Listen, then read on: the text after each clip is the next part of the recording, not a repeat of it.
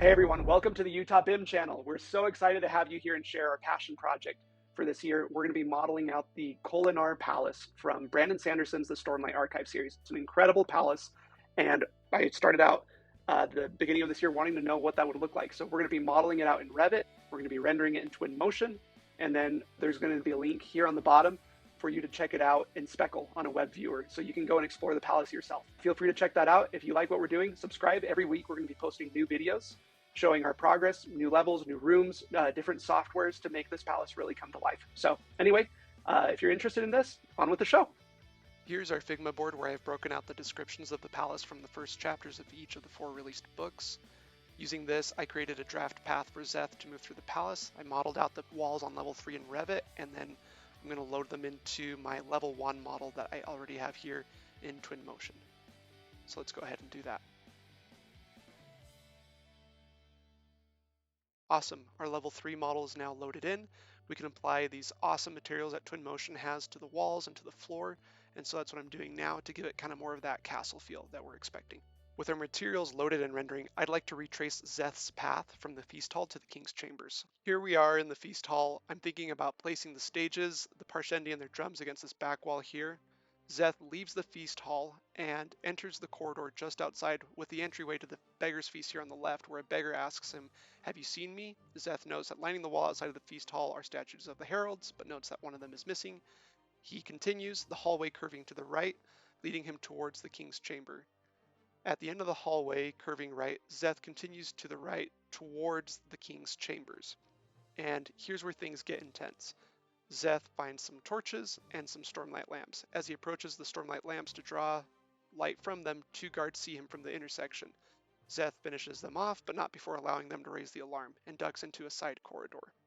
The Parshendi who have hired him for this task want him to kill the king and be seen doing it. He hears new guards coming to investigate. Zeth peeks his head around a corner so they can see him and give chase. He evades them and runs past 2 corridors, and then takes a turn into a side corridor. He waits just long enough for a guard to see him, and he runs into a storage room. Once in the storage room, he lashes the door closed with Stormlight and notices that the room is filled with furniture draped with cloth. He goes to the end of the room opposite the door and cuts a hole in the wall using his shard blade and lashes that stone to fall in the direction of the door, crushing his pursuers. Zeth climbs through the hole he's created in the wall and emerges back into the hallway, now on his way to the king's chamber. The fight scene here is epic. Zeth enters the hall and jumps on the side wall and decimates the guards waiting for him. The king is led out of his chambers through a side passageway here when a shardbearer comes through the doorway of the king's chambers. Zeth and the shardbearer battle it out. Zeth kicks him through the door, and then Zeth goes and chases the king down the hallway when he turns back and realizes that the shardbearer is the king and the other was a decoy. Their fight continues in the king's chambers, leading to the moment when King Gavilar punches Zeth through the doors, these doors, to the grand balcony. This balcony, folks, it's something else. It offers views to the west and to the south, overlooking Kholinar City. It's the perfect setup for this awesome climax. So Zeth, lying on the ground, lashes the balcony toward the ground below. King Gavilar steps on the balcony, hesitates, turns around, and the balcony collapses, leading to Gavilar's fall, a 3-story drop. Gavilar dies from wounds related to the fall, and Zeth runs off into the night.